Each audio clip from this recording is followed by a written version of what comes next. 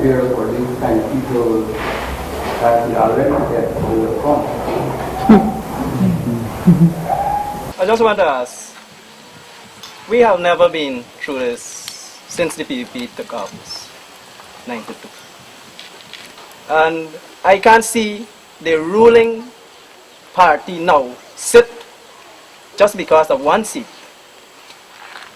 and accept, I said accept, this type of behavior of the opposition.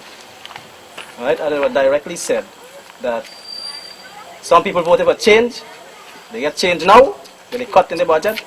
But we are saying, I don't think, because if it happened in this first year budget, as you rightly said, next year it will be even worse. They would even want to cut them else. So I don't think we would actually go through this. I think the government need to review, and I personally feel, talking here in front of you, I think we need a re-election to go forward again. Because we cannot afford $20 billion in cut. It's not easy. It's not easy. And some of our main projects, it's a total lash, it's a total embarrassment for Amerindians especially, who Cherry Jagan fought for these Amerindians in 1992. They never had Amerindian in their calendar of agenda when they were in position or in authority. They never look at Amerindian. It's through Cherry and through the last president that Amerindians were recognized. Today, in this particular game, they totally come back and make Amerindian look so, I would say, so, they belittle the Amerindians then, in other words, to the lowest again, you know. And I am not feeling comfortable with what they are doing. It's the government. Should do something. We already do part already. We vote for answer. Excuse me a little bit. I think should, put your heads together, meet the common ground and rule this country. What we could do? Yes, we need to do something if it's a sad situation. I'll tell you what. We were expecting better news, but then it has turned up according to our expectation.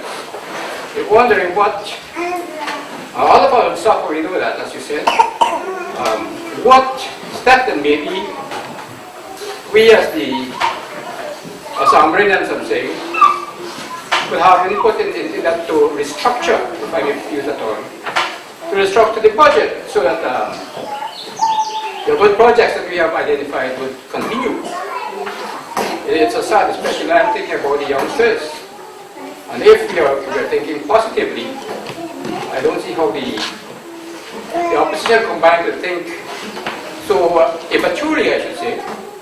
Although almost constant them do, but all of that part of them try to do and cut out the second get us still at least in this community here.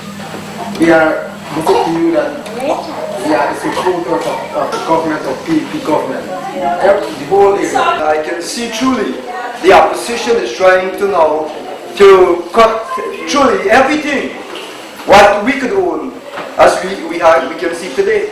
I have seen a lot of change because in my early age, small, I can remember the strike and the hardness all over, I think, in Guyana. There were some people who hadn't saw, they hadn't much, and they couldn't have seen the way as they see it today. Because I remember the opposition parties, they were indeed planning to cut the presidential grant and some of these funds that would have benefited the Amerindian communities, and what they actually plan to do is like it's coming to pass. We should stand up for our rights and let our voices be heard, that we cannot take these things. Right? We cannot sit under such a what is happening presently. Somebody was telling me the other night, Minister, it's like it looked like two men is ruling this country. And it's time that we do away with one and let one rule. Because with the two forces, it's like corruption.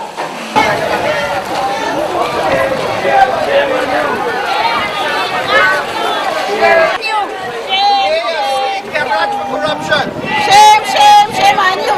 KFC, confusion. Shame, shame, shame on you. KFC, confusion.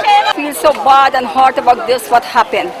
Because they cut most thing from our Amerindian. Why they do this to us? Why? And we are the people who have found in this country, this is our land. We did not come here by a mistake, and we did not come because we were slaves. We are the people that belongs to this land and to this country, and we need back our right. Look so many things they cut off from us. Why they do this to us? And we need the answer today. We need the answer now. Amerindians are going on because they're cutting the budget. Granger, And we need to go up. Amerindians need to go up, and we can't stay down all the time. Amerindians must need development. We are supposed to be the ones who are supposed to go up. I feel bad about the budget because a lot of things take place and were supposed to come true, not come true. I'm protesting all the injustices that the opposition is inflicting on the present government. All injustice, and it's trickling down to us, the population. I want them to stand firm and stand up for what is right. The government of the day is for us. We are convinced. That is why we voted to have our president. And that not because they have a one-seat majority in parliament, they must hold the entire country, the population, to ransom. They must not make sinister uses of their supporters either. Guyana is on the move. Guyana is on the horizon. Our former president has put Guyana on the world map. And Granger, the stranger now, he comes to take us off the map. But we protesting today because Guyana will always have to rise and shine. We need our laptop. We need development. The Amerindians are the first people, and they must respect the Amerindians. The Amerindians will not support the cut, and that's why we are here today. What are you calling for now? What are we calling for them to do now? We need our money back. We don't want no budget cut. What was allocated was the right amount. We don't want single parents like myself going home. We need them to stay on the job and have a life. We need other people to have their jobs. And so we are calling for the money to be back so our country and everybody can work and be paid. The part of the money affect my life. In my village, we want development. You know, I is one of the residents from Region 10, Falmouth resident, and it affects our village for development, and we need this money. This budgetary cut of nearly $21 billion will affect every sector of the economy of this country. But when it comes to Amerindian development, this is devastating completely. Because what the people were getting, solar panel services were already started in the hinterland. A good many villagers, residents got, and now by cut, no more will get. Laptop, we got to say goodbye to that. We have to talk about Amerindian land demarcation. That one is cut. No money to pay surveyors. Small development projects, that one is out. Hydro project, which will bring about a lessening of low carbon, that one is out. Hinterland people will feel it also. And in general, the Amerindians of this country are the hardest hit people of this country today by this budget cut. What this opposition has done unitedly is to drive a tremendous blow on the existence of those people who live in the interior. Yeah. Those people don't go into the interior, they don't know about those villages, they don't know how people live. And when this government was giving some to them, even that little that they were getting, now everything is gone. You would have sent a very strong message to all parliamentarians that we cannot allow our parliament to be abused, and those who have a one-seat majority cannot abuse that to oppress the people of Guyana. And we're very hurt, I think the entire population, and there are many persons, not only here but other parts of the country, would have spoken out against what took place in the National Assembly. And what the opposition has done, they've brought shame to this, the highest institution of this land. And we cannot allow that to continue.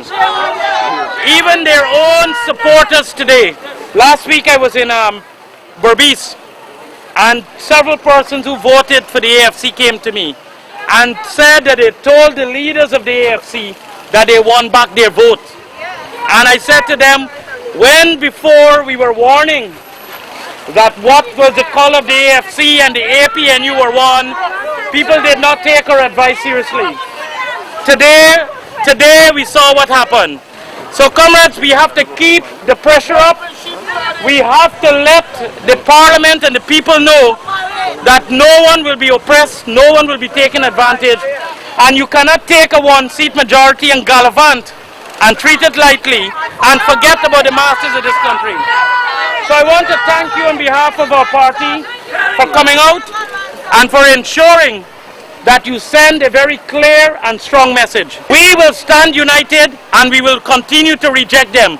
And for however long they can continue masquerade with a one-seat majority, we wish them well, but the people of Guyana will not be taken advantage of. And that is what we said here today.